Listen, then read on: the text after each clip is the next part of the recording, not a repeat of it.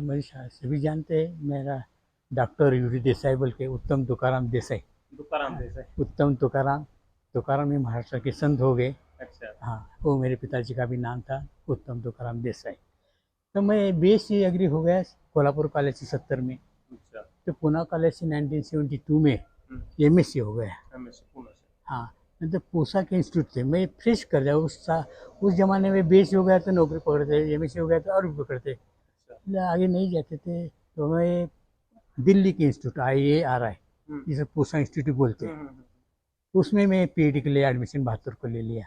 और 76 को मेरे गाइड थे, बहुत famous world authority on mango उनको बोलते थे, doctor RN Singh. RN Singh वो मेरे गाइड थे, रिसर्च गाइड थे। तो 76 में मैंने दिल्ली से पीएचडी करवा ली। तो पहले अपॉइंटमेंट मेरे CSIR में पुल साइंटिस्ट की पुल ऑफिसर की थी। प्लेस मुझे चूज करनी थी, मैंने राहुरी चूज की थी। ये 77 में राहुरी में रेगुलर पोस्ट एडवर्टाइज हो गया असिस्टेंट प्रोफेसर की। तो मैं असिस्टेंट प्रोफेसर 77 को 1977 को असिस्टेंट प्रोफेसर लग गया। अच्छा। और फिर चलता गया। और ये लाइन के काम में इस तरह जुड़ गया कि मैं चाहता था कि मुझे पोस्टिंग राहुरी में मिले।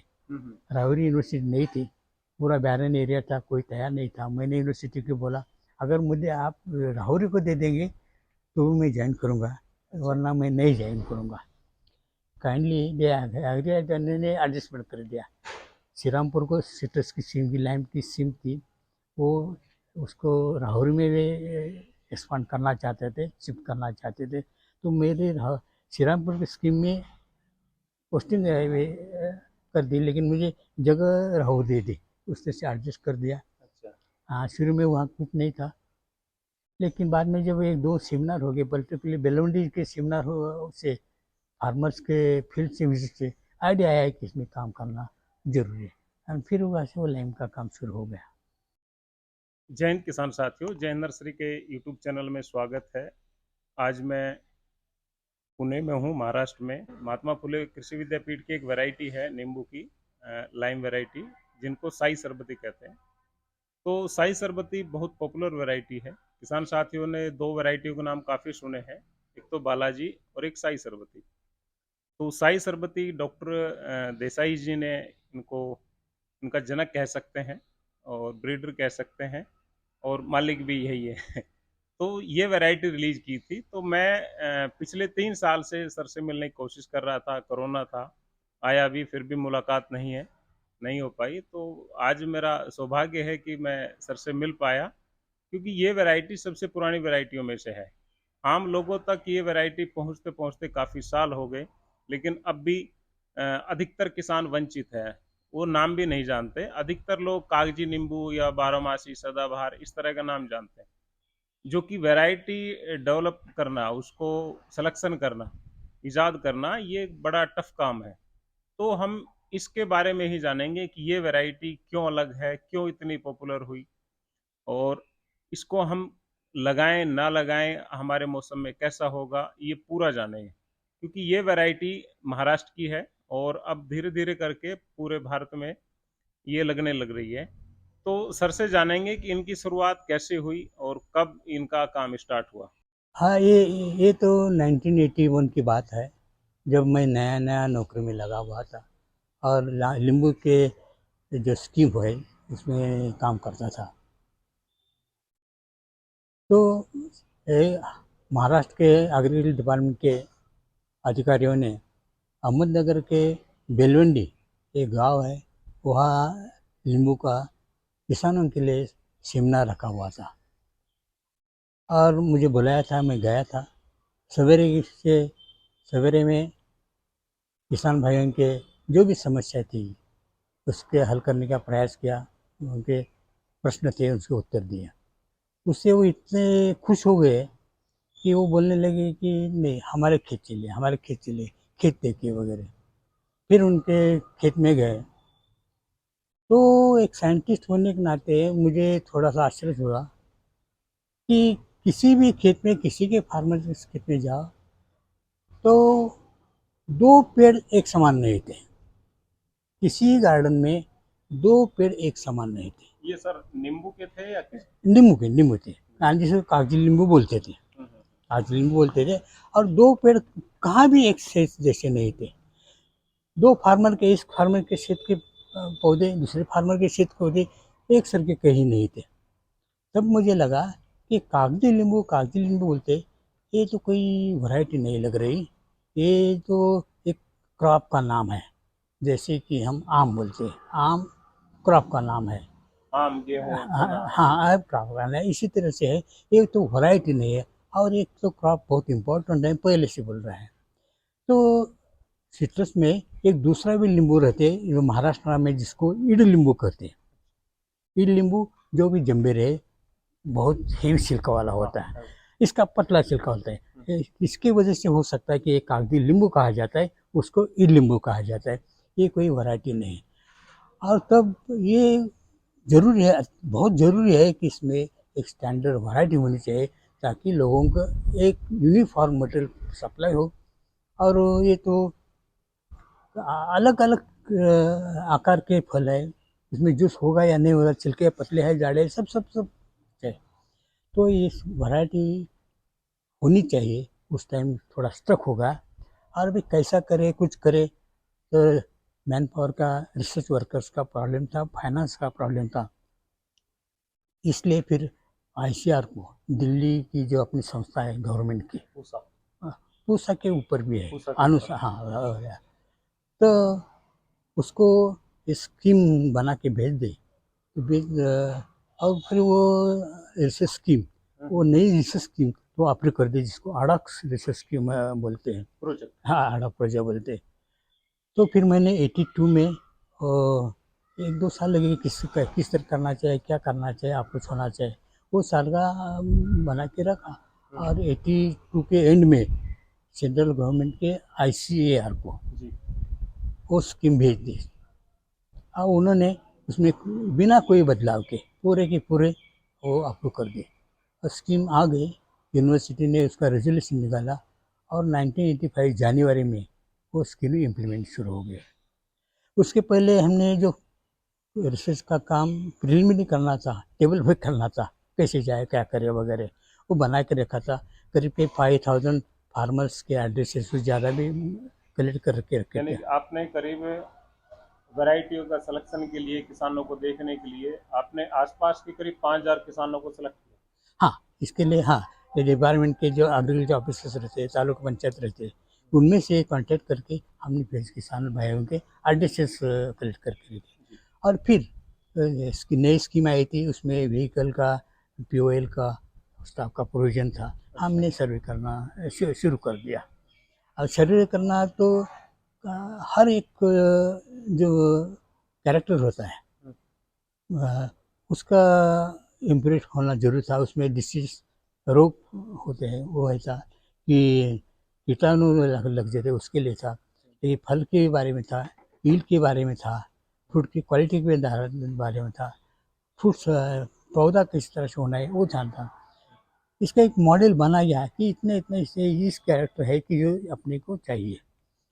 और इसलिए हमने फिर गार्डन्स को, जहाँ जहाँ कहाँ भी लाइम का पौधा दिखता है उसको यानी कि आपने कहीं अगर सिंगल पौधा दिखा, कहीं होम गार्डनिंग में एक पौधा दिखा, सही बात है। आपने सभी का उसमें सैंपल लिया। सभी का जो अच्छा लगता है उसका सैंपल लिया। सर, आपने प्राथमिकता कौन से सैंपल में ज्यादा दिखाई कि हमें ऐसे कौन सा बाग ज्यादा चयन करना चाहिए? हाँ, इसमें प्राथमिक होता है जो जो सिट्रस डायबैक बोलते थे, सिट्रस मर बोलते थे, जहाँ बगीचा जब मान लो 70% 80% पौधे मर चुके हैं, हाँ हाँ, वो बागों का हमें प्रायोरिटी दी कि सबसे बढ़िया सिट्रस में वही बात है कि मर रोग ना हो, डिक्लाइन ना हो।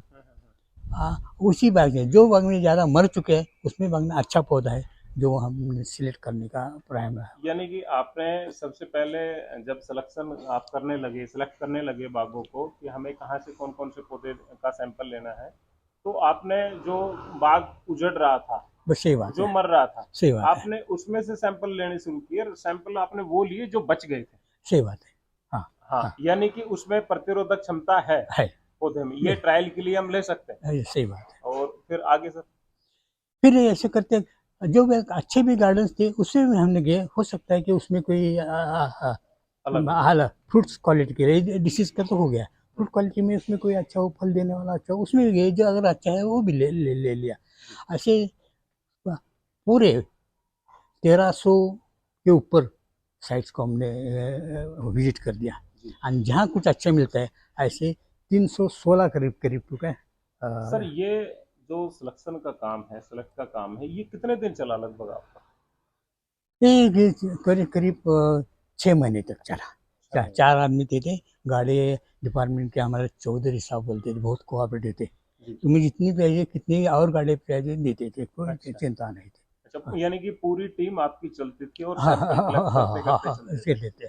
हाँ, हाँ, बहुत बार शुरू में तो पूरा 15 दिन तो मैं उनके साथ था, हम्म, वो ट्रेन हो गए, हम्म, और उसके बाद में जब जब मुझे फ्री मिलता था मैं उनके साथ आता था, ऐसी पूरी टीम चलती थी। अच्छा। हाँ, सारे सर उसके बाद फिर हमने ये कलेक्ट कर दिया सारे वो लाने के बाद फिर भी एक होना चाहिए, इसलिए पूरे सैंपल्स का जूस निकालो, ये निकालो, वज़न ले लो, कर ले, वो दे दिया।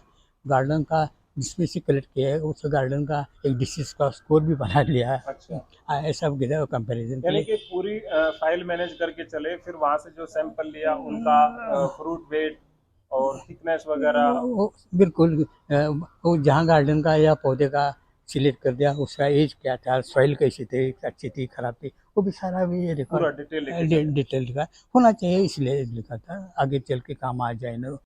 फिर हमने अ, उनको लाया और सीडलिंग बेच के लिए सीड सीरीज के हम्म, ये सीड्स नींबू के सीड्स में एक नुसीली इमरानी बोलते हैं, जिसको पॉली इमरानी बोलते हैं। पोलियम।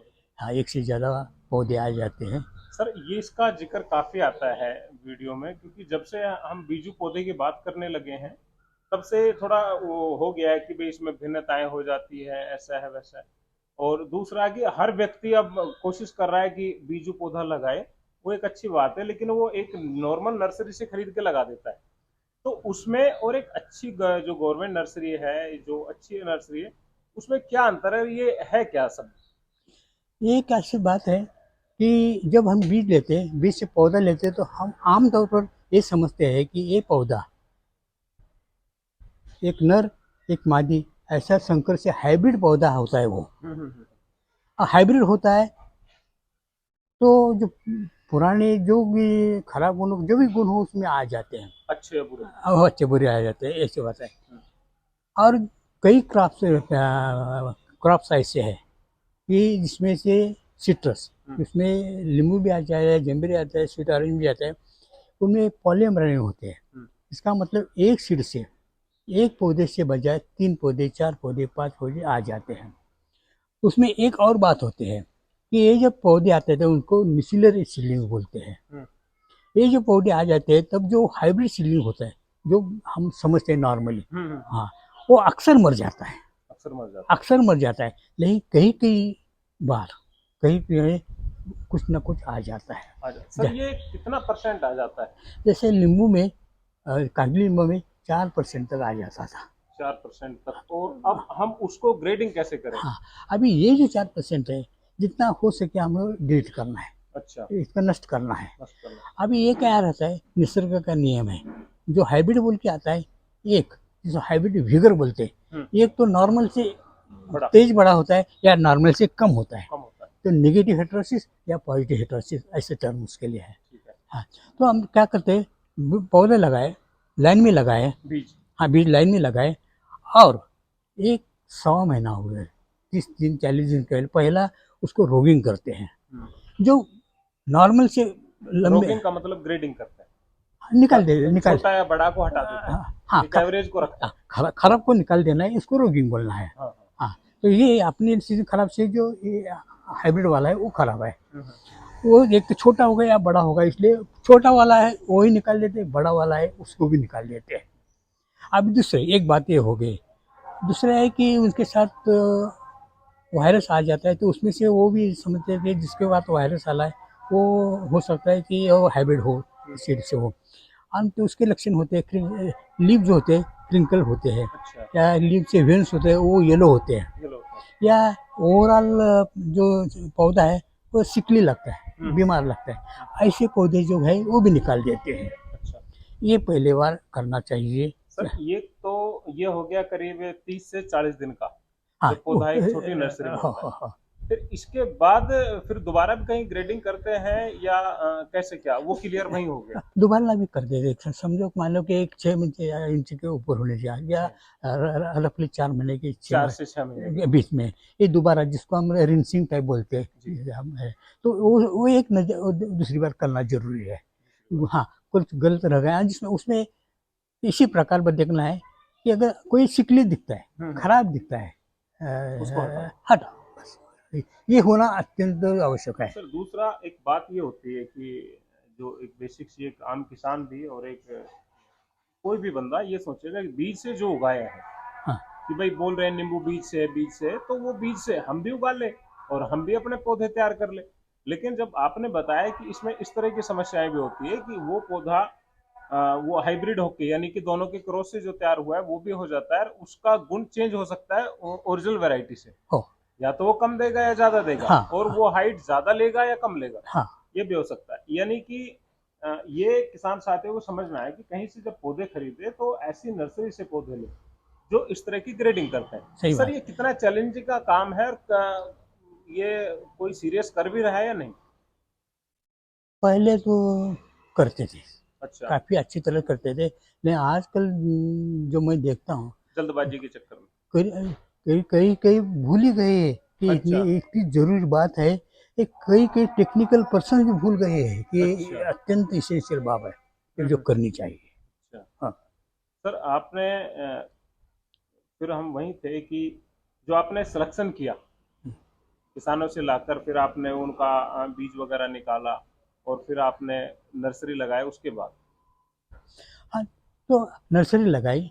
अभी नर्सरी लगाने के बाद कई कई जो हमने सिलेक्शन लाए थे, नर्सरी परफॉर्मेंस ही उनका अच्छा नहीं था, पौधे अच्छे नहीं रहते हैं, अच्छा, वो वहाँ वहाँ डिलीट करना पड़ा। यानी कि 1000 1200 कितने बता रहे सर, कितने आए थे? 316 लाए होते हैं। 316 उसमें से हाँ हाँ लाए, हाँ। 316 में से भी नर्सरी स्टेज पे फिर वो हटाए। तो फिर वो हटाए, हाँ, अगर फिर हटाए कि ओवरऑल का नहीं, जो आपने रिजेक्शन का जो बताया जी, उसका परसेंट जहाँ ज़्यादा लगता था, वो तो टोटल के रिजेक्ट कर दिया कि आपने बहुत पढ़ा हुआ है कि हाँ, क्या फायदा। हाँ, हाँ, आपने को ज़्यादा 2 3 एक दो तो चाहिए जी, पैनल जी, जी। निकालते गए।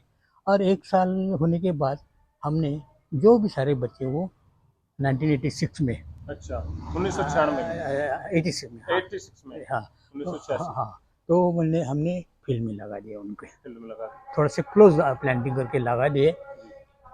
और लगाने के बाद उसको पानी देना, थोड़ा सा खाद देना, इतना ही कर दिया हमने। उसके लिए डिसीज को रोग कंट्रोल के यानी लिए कोई स्पेशल ट्रीटमेंट नहीं दिया आपने, बिल्कुल नहीं दिया। उसको एक जंगली की तरह पाला। बिल्कुल बिल्कुल बिल्कुल।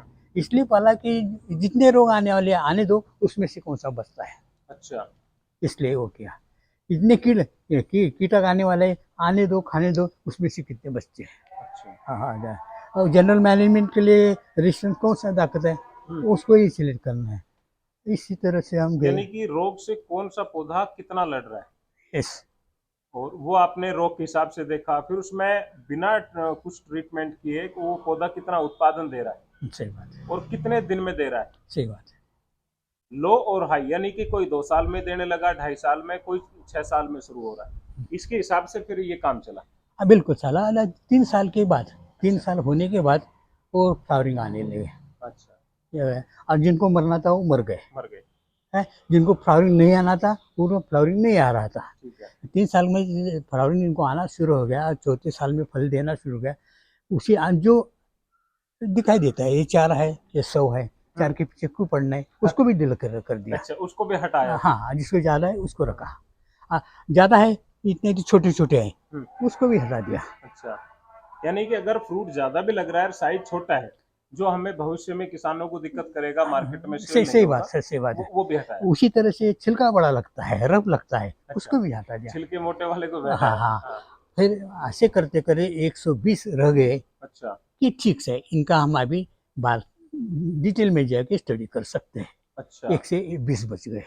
100 यानी कि 5,000 में से सिलेक्ट किया, फिर कितने किसानों का लिया सर? 13 से जगह गए, 13। हाँ 1300 किसानों का लिया। उसमें 316 300 पर 316 लिया और फिर लास्ट में 120 पे आ गए। 120 बच गए। हाँ, सही बात है। अच्छा और फिर सर? इस 120 में से अभी इनका तो फील्ड का टेस्टिंग तो हो गया। फील्ड में अभी थोड़ा फ्रूट्स का कम है, ज़्यादा है, क्या वेट है, वो तो हो जाएगा।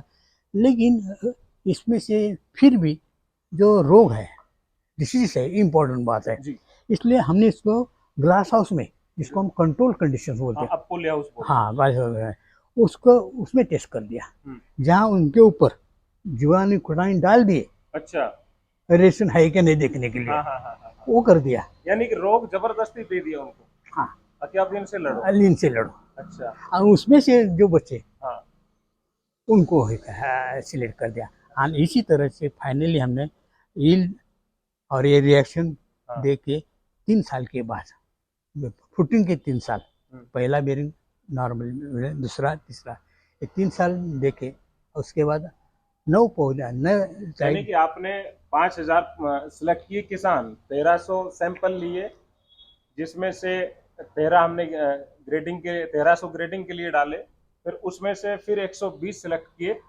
और फिर उनको ग्लास हाउस में रखा और उनके ऊपर रोग जबरदस्ती थोपे गए है। कि भाई आप इनसे लड़ो। हाँ है, और अब फिर उनमें से सिलेक्शन हाँ। हुआ। ये रोग ज़्यादा इम्पोर्टेंट रोग लाइम के लिए है, एक ट्रस्टिस है, दूसरा कैंकर है। ये दो दो हमने लिए थे, कर दिया। और जिसमें से हुए उसमें से हमने 9 सिलेक्ट कर दिए। अच्छा उसमें 9 पौधे आए। हाँ, तो अनिल डाटा इनका, फ्रूटिंग का डाटा 91 का, 92 का, 93 का, 3 साल का पूरा मिल गया। तो 1993 तक आ गए हम।